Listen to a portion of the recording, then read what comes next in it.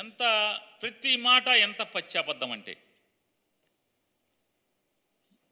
నేనంట నీతులు నానేనంట ఆయన్ని బూతులు తిడతాకే నాకు మంత్రి పదవి ఇచ్చారంట. ఆయన నేను పవన్ కళ్యాణ్ గారిని, నేను చంద్రబాబు నాయుడు గారికి బొంకు మాటల నాయుడు గారికి సవాల్ విసురుతున్నాను.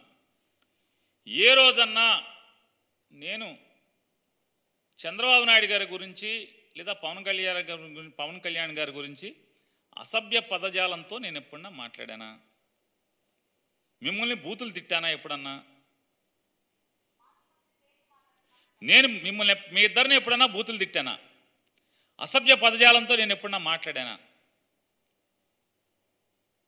మీరేమో జగన్మోహన్ రెడ్డి గారిని, అసలు జగన్మోహన్ రెడ్డి గారు తల్లి గారు విజయం గారు మీరు బూతులు తిడతాకి మీరు తిడతాకే కన్నట్టుగా మీరేమో ప్రవర్తిస్తుంటారా? పచ్చిగా మాట్లాడతారు మీరు. ఎంత మాట పడితే అంత మాట మాట్లాడతారు జగన్మోహన్ రెడ్డి గారిని. జగన్మోహన్ రెడ్డి గారి పార్టీ జెండా మోసేవాడిగా, ఆ పార్టీ శాసనసభ్యుడిగా, తన సహచర మంత్రిగా మీకు కౌంటర్ చేయకూడదు, మిమ్మల్ని ఎదురు ప్రశ్నించకూడదు, మీకు నీతులు చెప్పకూడదు. ఎందుకయ్యా పొలంలో మర్రి చెట్టుకి తాడి చెట్టుకి వయసు వస్తుంది, కనీసం 10 మందికి ఎవడికోడికి ఏదో ఒకటి ఉపయోగపడుతుంది మనుషులకి. కనీసం ఇంత వయసు వచ్చి ఈ రకంగా మాట్లాడటం కరెక్టేనా అని మిమ్మల్ని ప్రశ్నిస్తే నేను నీతులు నానిని, మిమ్మల్ని బూతులు మాట్లాడతాను. ఏం బూతు మాట్లాడాను? ఏ రోజన్నా చంద్రబాబు నాయుడు గారు మిమ్మల్ని, పవన్ కళ్యాణ్ గారు నేనేం బూతులు మాట్లాడాను? మిమ్మల్ని ఏం బూతులు మాట్లాడాను? ఇంకా మీ వయసుకి తగ్గట్టు ప్రవర్తించకుండా 75 ఏళ్ల వయసు వచ్చి 14 ఏళ్ల ముఖ్యమంత్రి అని చెప్పుకునేటువంటి మీరు ఎంత కిరాతకంగా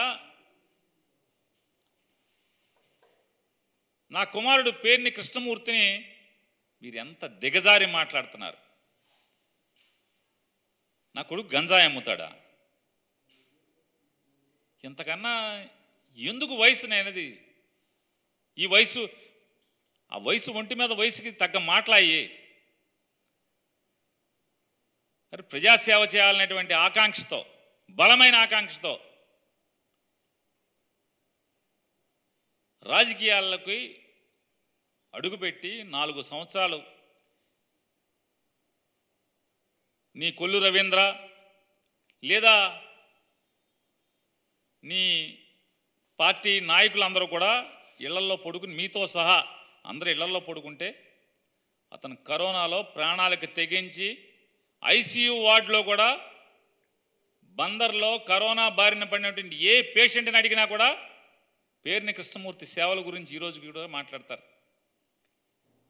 కరోనాలో ప్రాణాలు పోతుంటే ఐసీయూ వార్డులోకి వెళ్ళి అందరితో పలకరించి, అందరికీ స్వాంతన మాటలు చెప్పి, మీ ఇంట్లో వాళ్ళు బయట నుంచునున్నారు, వాళ్ళు ఈ కబురు చెప్పమన్నారని మీకు వీళ్ళ ఫోటోలు తీసి వాళ్ళతో మాట్లాడి వీడియో తీసి అవన్నీ కూడా వాళ్ళ కుటుంబ సభ్యులకి చూపించి, ఇదిగో మీ ఇంట్లో మీ నాన్నగారు లేదా మీ భార్య గారు, మీ కొడుకు ఇదిగో ఇలా మాట్లాడుతున్నాడు, ఇదిగో ఇలా ఉన్నాడు అని చెప్పి దాదాపుగా ప్రతి పేషెంట్ వాళ్ళ తాలూకాకి చూపించేవాడు. డాక్టర్లతో సమానంగా లోపల వార్డులో ప్రాణాలకు తెగించి తిరిగాడు. బెడ్లు కావాలంటే బెడ్లు అందించడం, ఎప్పుడు 24 గంటలు అదే పనిలో ఉంటే నూనూగు మేసాలటువంటి నవ యువకుడు మొదటిసారి రాజకీయాల్లో పోటీ చేస్తుంటే ప్రజలు గుర్తిస్తే 75 ఏళ్ళ వయసు వచ్చినటువంటి చంద్రబాబు నాయుడు ఇంత పాపపు మాటలు మాట్లాడుతున్నాం. ఇంజనీరింగ్ చదువుకుని ప్రజలకు ఏదో ఒకటి చేయాలి, నా ఊరికి ఏదో ఒకటి చేయాలని చెప్పేటువంటి ఆకాంక్షతో మేము చెప్పాం, ఇట్లాంటి దుర్మార్గులు ఉంటారా బాబు? చంద్రబాబు లాంటి ఆయన పార్టీలో మసిలేటువంటి దుర్మార్గులు చాలామంది ఉంటారు. అవసరమా ఈ జీవితం మనకి? చెప్పినా కూడా ఎవరో చంద్రబాబు లాంటో లేకపోతే కొల్లు రవీంద్ర లాంటో పాపభీతి లేనటువంటి దుర్మార్గులు ఉన్నంత మాత్రాన వాళ్ళకి దడిచిన ప్రజాసేవ మానుకుంటానా అని చెప్పి అతను తిరుగుతున్నాడు. అటువంటి నవ యువకుడు గురించి ఇంత పచ్చి పాపం మాటలు మాట్లాడుతున్నారు మీరు. సరే, భగవంతుడు ఉన్నాడు. ఏంటి మత్స్యకారులకు గుదిబండగా మారిందంటే 2017 జీవో. 2017 జీవో అసలు ఏంటి? ఆ జీవోలో ఏముంది అంటే ఎంతసేపు మోసపు మాటలు. ఎక్కడైతే 100 హెక్టార్లు పైబడి ఉన్నటువంటి చెరువులు ఎక్కడైతే ఉంటాయో, గ్రామానికి సంబంధించినటువంటి ప్రభుత్వ చెరువులు ఎక్కడ ఉంటాయో ఆ చెరువుల్లో ఖచ్చితంగా పేరుదేమో మత్స్యకారుల సంఘాన్ని, దోచుకునేదేమో అగ్రవర్ణాలు, డబ్బున్న వాళ్ళందరూ కూడా వాళ్ళని అడ్డం పెట్టి బినామీలుగా దోచుకుంటున్నటువంటి పరిస్థితులు ఈ ప్రభుత్వం చూసి ఖచ్చితంగా ఆ సంఘ సభ్యులకి బ్యాంక్ అకౌంట్లోకి ఆ డబ్బులు వెళ్ళాలి అనేటువంటి జీవో తెస్తే దాన్ని తప్పుగా చిత్రీకరించడం. మీ గుండెల మీద చేసుకు చెప్పండి, ఈ జీవో ఏం తప్పు ఉందో. ఊరికే 2017 జీవో అంటుంది తప్పితే ఆ జీవోలో ఏంటి, జీవో సారాంశం ఏంటి? ఇటువంటి పాపపు మాటలు, బురదేసి విషపు మాటలు ఆయన మాట్లాడతాడు. దేశానికి ఎందరో మహనీయులను అందించినటువంటి గడ్డ కృష్ణా జిల్లా.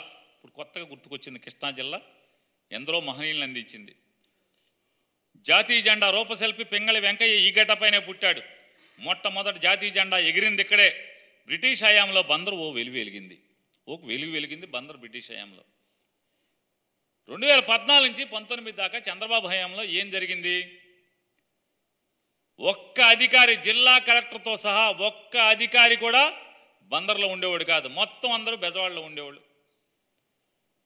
ఆఖరికి ఆగస్టు 15, జనవరి 26 జాతీయ జెండా కూడా కలెక్టర్ వచ్చి ఎగరేసేవాడు కాదు, డిఆర్ఓతో ఎగరేయించేవాళ్ళు. జిల్లా అధికారులందరూ కూడా బెజవాడలో కాపురం ఉండేవాళ్ళు. వారం సోమవారం ఒక్కరోజు అది కూడా వాళ్ళకు బుద్ధి పుడితే గ్రీవెన్స్కి వచ్చి కాసేపు గంట కూర్చుని వెళ్ళిపోయేటువంటి పరిస్థితులు. అది కూడా కలెక్టర్ ఎక్కువ రోజులు వచ్చేవాడు కాదు, జాయింట్ కలెక్టర్నో డిఆర్ఓనో కూర్చోబెట్టేవాళ్ళు. వారం సోమవారం ఒక్కరోజే కాస్తో కోస్తో ఆ గ్రీవెన్స్ పేరుతో ఒక గంట సేపు అధికారులు కూర్చుని వెళ్ళిపోయేవాళ్ళు. ఇది చంద్రబాబు నాయుడు ఏలుబడిలో బందరకు ఉన్నటువంటి దుస్థితి. ఇవాళ ఈయన వచ్చి అసలు మామూలుగా ఈయన ఇప్పుడే రాజకీయాల్లోకి వచ్చినట్టు చంద్రబాబు నాయుడు గారు, ఈయన ఇంత క్రితం ఎప్పుడు ముఖ్యమంత్రి చేయనట్టు, ఇప్పుడే వచ్చి నన్ను ముఖ్యమంత్రి చేయండి అని మొదటిసారి ఓట్లు అడుక్కున్నట్టుగా బిల్డప్ ఇస్తున్నాడు ఈ బిల్డప్ బాబాయ్. ఇవాళ బందర్కి మళ్ళీ వెలుగు ఎలా వచ్చింది? 2022 సంవత్సరం మార్చి మాసంలో ఈ రాష్ట్ర ముఖ్యమంత్రి, వైఎస్ఆర్ కాంగ్రెస్ పార్టీ అధ్యక్షుడు జగన్మోహన్ రెడ్డి గారు తన ఎన్నికల మేనిఫెస్టోలో ఇచ్చినటువంటి హామీని అమలు చేస్తూ కృష్ణా జిల్లా బెజవాడ క్రీనీడలో ఎలా అయితే మసకబారిపోయిందో, బందరు చరిత్ర గతమెంతో ఘనమైనటువంటి బందరు చరిత్ర బెజవాడ క్రీనీడలో ఎలా మసక మారిపోయిందో ఆ మసక తుడిచేయటానికి బెజవాడని సపరేట్ జిల్లాగా, ఎన్టీఆర్ జిల్లాగా నామకరణం చేస్తూ బందరు పార్లమెంట్ పరిధిలో ఉన్నటువంటి 7 అసెంబ్లీ నియోజకవర్గాలని కలిసి పాత కృష్ణా జిల్లాగా ఏర్పాటు చేయటం వల్ల మళ్ళీ బందర్కి పూర్వ వైభవం తీసుకొచ్చినాడు ఎవడయ్యా అంటే సత్తా ఉన్నాడు జగన్మోహన్ రెడ్డి గారు.